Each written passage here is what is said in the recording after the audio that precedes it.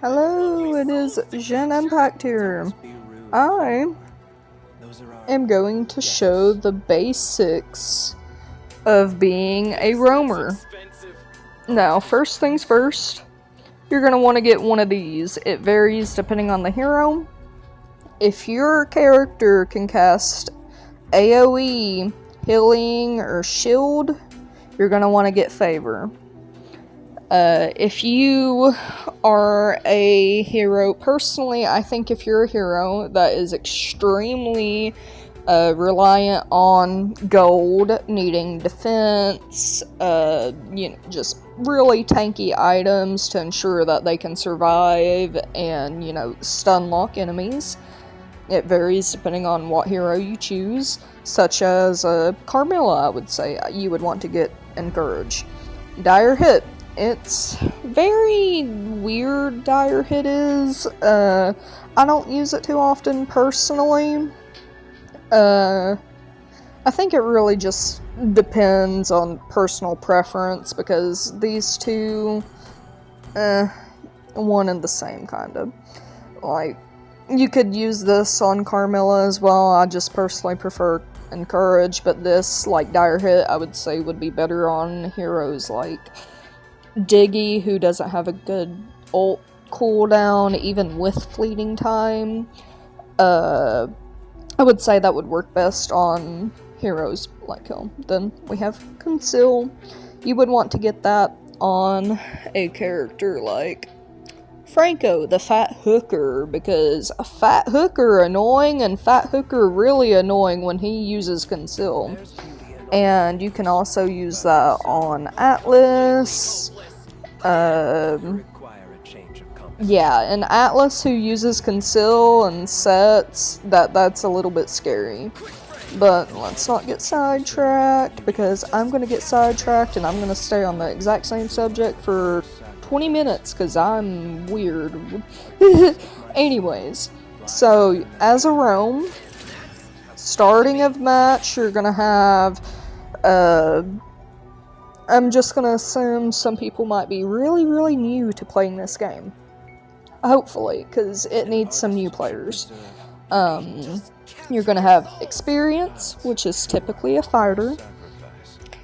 You're going to have Gold, which is typically a marksman.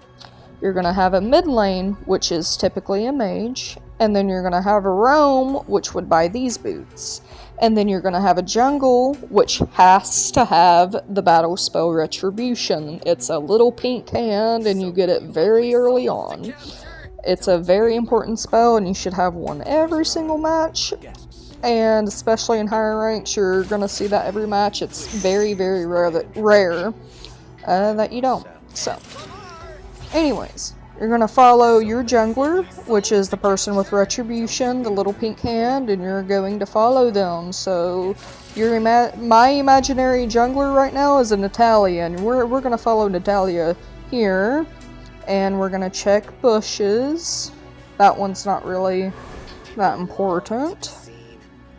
I'm going to check this. I'm going to check this. Check this. Check here, especially if there's an enemy hero like Hilda. Hilda, Benedetta, really good for invades, really annoying. And another little feature that a lot of people don't know about that is incredibly useful for roams, but really useful for anybody because it should be general information. So when you walk into this bush, there's going to be a little eyeball that pops up under your mana, health bar, and name. But sometimes, I don't know if it'll do it with these little AI bots. It will. So, when you get into a bush when there's enemy heroes around, it's not there for a little bit. It's not there instantly. That means an enemy's seen you go in it, and that's they know you're there. So you're going to want to, as a roam, you're going to want to try to figure out which bush they're in, especially in solo queue, because people aren't going to pay attention to that, and quite frankly, I wouldn't expect them to, because, they probably aren't paying attention to the little eyeball under your name, And most people don't even pay attention to their own. So you're going to want to try to give vision the best that you can. Hunt them down, locate them on the map. That way your team can see where they are at. And this is preferably so long as you're around same gold level as the enemy team. If the enemy team is super fed, I would not recommend engaging it. I would just immediately back off. Like if the enemy team was, I would say around 2,000 gold ahead of you, I probably wouldn't engage. I would run away. And you can have different little things, and you can, you know, you can get a little word thing on your thing, because my brain isn't working and I forgot the name of it, but yeah, you can tell them that there's people there. But now, let's say your jungler is horrible, absolutely horrible, as the roam that puts you in a tough spot. Because normally it's going to be the jungle that you rotate with. Your next idea would be roaming with mid lane. However, if your mid lane is not moving at all, no, you can't stay with them. Because as a roam, you gotta roam. It's in the name. Please don't babysit the marksman in gold lane. I don't care how much they cry, that ain't gonna get you the win, and if it does, that's very rare. Anyways, so say you have a mid lane that is roaming, and they're going up here, you're gonna go with them, get in this bush, so long as there's nobody in it, of course, and then you're gonna try to set when you can. Really depends on if the enemy has CC or not. You can turret dive, but in some circumstances I would not recommend it. It really just depends on your team, because that's what roam is. But anyways, let's say the mage is horrible, absolutely horrible. Jungle's horrible. Your next option, you're gonna roam with the MVP, and you're just gonna babysit the MVP. No matter what, you're not gonna leave their side, because if your jungle and mid lane is bad, that is a disaster. And that MVP is going to be the most important person in the game, and you're going to want to make sure they can't die. But hey, how do you tell if somebody's MVP? Whoa, great question, buddy. Just click up top in the middle, look at KDA. If somebody's 0-14, they're probably not that good. And that means you're going to want to follow maybe a marksman or a fighter. That would be, let's say, 10-4 in a more realistic solo queue match. You are going to want to follow them, and you're never going to leave their side. They are your best friend. You are going to look at their cloak, and you're not going to leave. If it's Julian with an Itachi skin, you're gonna look at the Akatsuki cloak and you're not gonna leave. He's your buddy. You're never leaving him. But yeah, that's pretty much roam. It's just a bunch of checking bushes, babysitting, and then of course you're gonna want to pick a roam with AoE. Wow. You're gonna want to set. Now, there's a few circumstances where you don't need a roam with any CC. But here's where a lot of people don't pay attention. Roam has to pay attention to the ally. Not jungle, not gold, not mid. You're going to want to pay attention to your experience lane. If that experience lane does not have at least 2 AoE skills that can CC, you are not going to want to pick a support. Otherwise, it's going to be really hard on your team if the enemy knows what they are doing. Like, say, you get a Ruby. You can definitely go Angela. I had a match earlier. I actually posted a video of it. I didn't talk during it, but I tanked 56% of the damage with a random Angela, and it was amazing because I was able to set CC a lot. It was a really good pick. But let's say I picked... let me come up with one. I can't come up with one off the top of my head. Argus. Love Argus. I would not want to Angela for the dude though, because he lacks CC while he has a lot of DPS and he's a really good turret thief. I would not want to Angela for him personally. Now, obviously it really just depends on the player, but in solo queue you're just automatically going to say no, at least.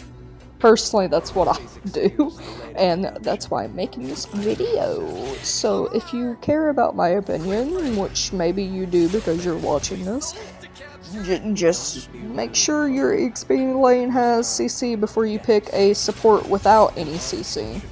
Now this is labeled as a support, Marcel is, but he has a lot of CC. That right there is considered CC. This is considered CC. And if you feel like the tank, don't do this on a support, please, because most supports are healers. You can go Petri like Carmilla. She would work great with Petri, even though I typically run her on Vengeance. Now, another thing that a lot of beginners don't pay attention to.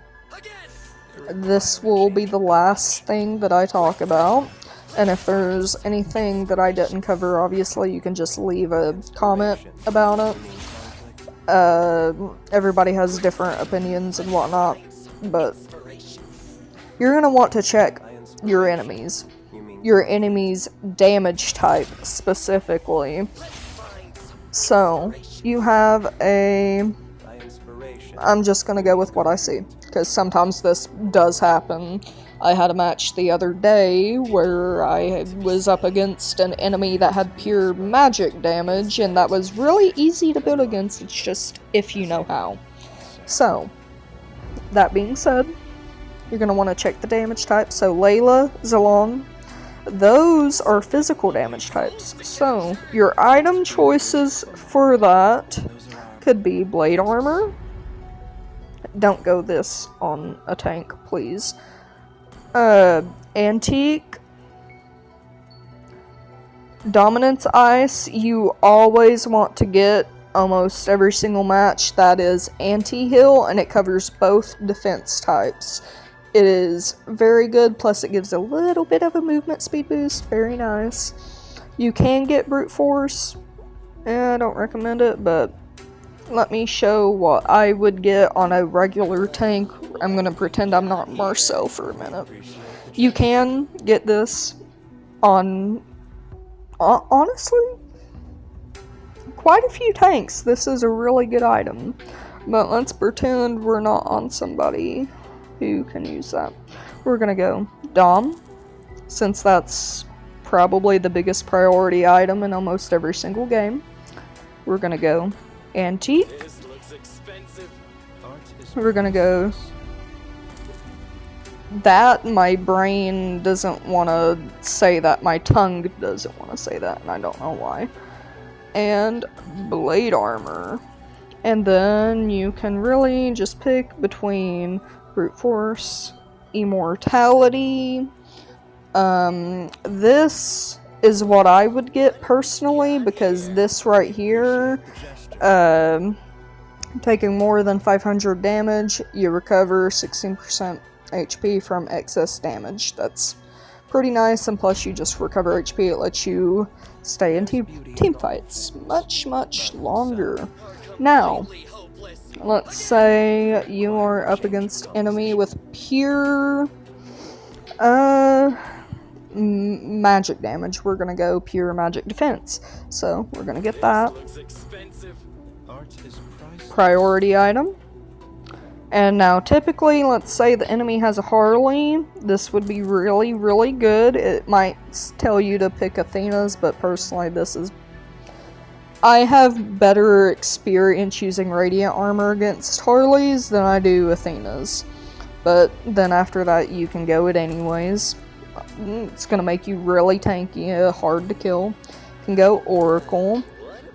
That covers both defense types, but it's good on supports, for sure. Other magic defense. Okay. Then you can go this. This actually helps you clear lanes on your own, so if you are ever in a situation where your team doesn't push, I would definitely recommend Cursed Helmet. It's very nice, and I actually used to get it all the time when I was US 57 Carmilla, because it would help me clear lanes in solo queue. But that being said, it really just depends. You can even go Immortality, because even if it's physical defense, that is useful in a lot of matches. Or you can go Winter Crown, which just freezes you, and when, let's say, there's an enemy Veil, he misses his stun, you're in his ult, and it's dragging you to the middle, just do that. You don't take any damage from it, and Veil hits hard, very hard, no matter how much defense you have, honestly. So, yeah, that's pretty much it. So, the biggest thing, just MVP all the way is the best option. But yeah, that's it. Bye bye.